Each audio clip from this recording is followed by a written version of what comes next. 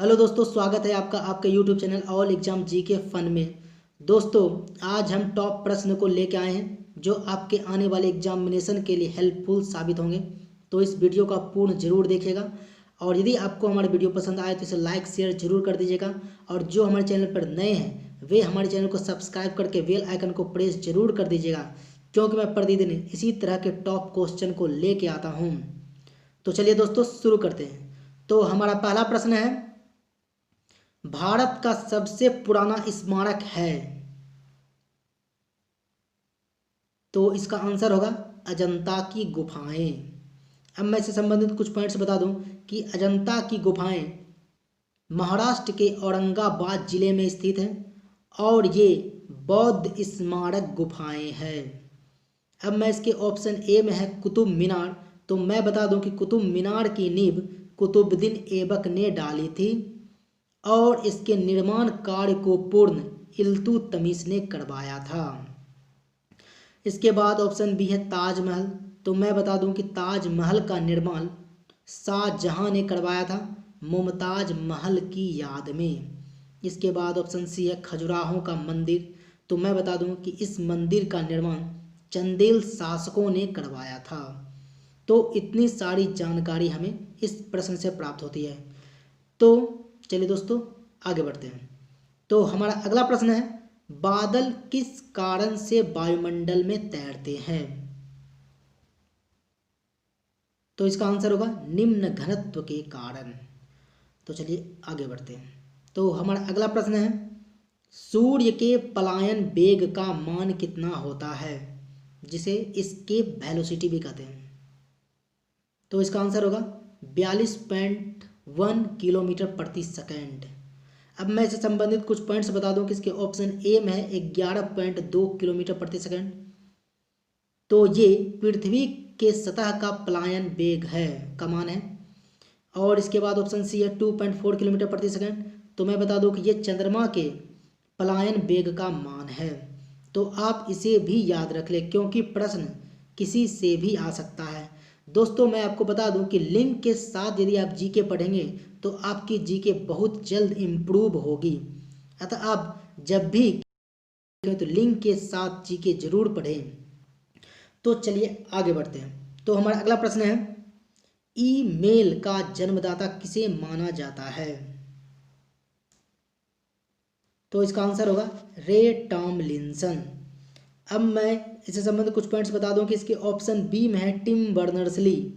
तो ये WWW के आविष्कारक थे, जिसका फुल फॉर्म होता है वर्ल्ड वाइड वेब। और इसकी स्थापना, इसका निर्माण इन्होंने 1989 ईस्वी में किया था। इसके बाद ऑप्शन सी है बिल गेट्स। तो ये माइक्रोसॉफ्ट के संस्थापक थे और इन्होंने इसकी स्थापना 1976 ईस्वी में किया था। इसके बाद ऑप्शन डी है JS किल्बी। तो ये IC इंटीग्रेटेड सर्किट चिप के आविष्कार किया था 1958 ईस्वी में। तो आप इन सभी को भी याद रख लें, क्योंकि प्रश्न किसी से भी आ सकता है। दोस्तों, यदि आपको हमारा वीडियो पसंद आ रहा हो तो इसे लाइक शेयर जरूर कर दें और जो हमारे चैनल पर नए हैं वे हमारे चैनल को सब्सक्राइब जरूर कर लें, क्योंकि मैं प्रतिदिन इसी तरह के टॉप क्वेश्चन को लेकर आता हूँ। तो चलिए आगे बढ़ते हैं। तो हमारा अगला प्रश्न है, कृत्रिम हीरा के नाम से जाना जाता है। तो इसका आंसर होगा सिलिकॉन कार्बाइड। तो चलिए आगे बढ़ते हैं। तो हमारा अगला प्रश्न है, जो रूट किस खेल से संबंधित है। तो इसका आंसर होगा क्रिकेट। अब मैं इस संबंधित कुछ पॉइंट्स बता दूं कि इसका ऑप्शन बी में है शतरंज। तो शतरंज से संबंधित खिलाड़ी हैं गैरी कास्परोव, विश्वनाथन आनंद। इसके बाद ऑप्शन सी है पोलो। तो मैं इससे संबंधित फेमस खिलाड़ी का नाम बता देता हूँ कि डेविड स्टर्लिंग पोलो खेल से संबंधित है। इसके बाद ऑप्शन डी है गोल्फ। तो टाइगर वुड्स गोल्फ खेल से संबंधित है। तो आप इसे भी याद रख लें, क्योंकि प्रश्न किसी से भी आ सकता है। तो चलिए आगे बढ़ते हैं। तो हमारा अगला प्रश्न है, निम्नलिखित में से किस एक में रजत नहीं होता है।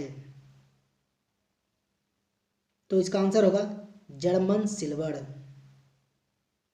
तो चलिए आगे बढ़ते हैं। तो हमारा अगला प्रश्न है, विद्युत ऊर्जा को यांत्रिक ऊर्जा में कौन परिवर्तित करता है?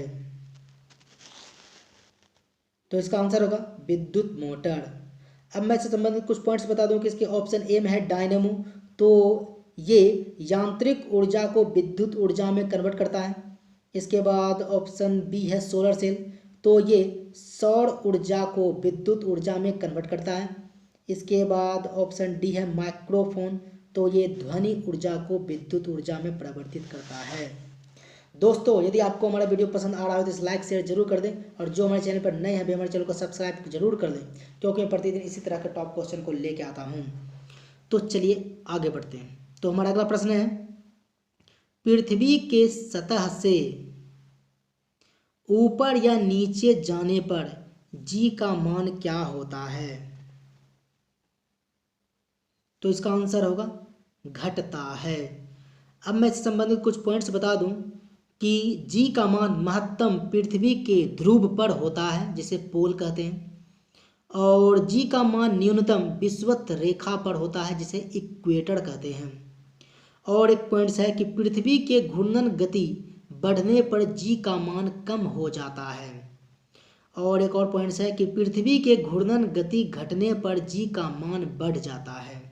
तो आप इन सभी को भी अच्छी तरीके से याद कर लें, क्योंकि प्रश्न किसी से भी आ सकता है।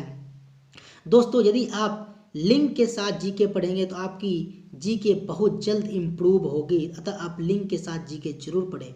तो चलिए आगे बढ़ते हैं। तो हमारा अगला प्रश्न है, मॉन्टेग्यू चेम्सफोर्ड सुधार कब हुआ था? तो इसका आंसर होगा 1919 ईस्वी में। अब मैं इससे संबंधित कुछ पॉइंट्स बता दूं कि इसके ऑप्शन ए में है 1909, तो मैं बता दूं कि इस ईस्वी में मार्ले मिंटो सुधार हुआ था। इसके बाद ऑप्शन बी है 1793 ईस्वी, तो मैं बता दूं कि इस ईस्वी में अस्थाई बंदोबस्त की शुरुआत हुई थी। इसके बाद ऑप्शन डी है 1773 ईस्वी, तो मैं बता दूं कि इस ईस्वी में रेगुलेटिंग एक्ट पारित हुआ था। तो आप इन सभी को भी याद रख लें, क्योंकि प्रश्न किसी से भी आ सकता है। तो चलिए आगे बढ़ते हैं। तो हमारा अगला प्रश्न है, संविधान के संघ शक्ति समिति के अध्यक्ष कौन थे? तो इसका आंसर होगा पंडित जवाहरलाल नेहरू। अब मैं इससे संबंधित कुछ पॉइंट्स बता दूं कि इसके ऑप्शन ए में है डॉक्टर राजेंद्र प्रसाद, तो ये संचालन समिति के अध्यक्ष थे। इसके बाद ऑप्शन बी है सरदार वल्लभ भाई पटेल, तो ये प्रांतीय संविधान समिति के अध्यक्ष थे। इसके बाद ऑप्शन सी है भीमराव अंबेडकर, तो ये प्रारूप समिति के अध्यक्ष थे।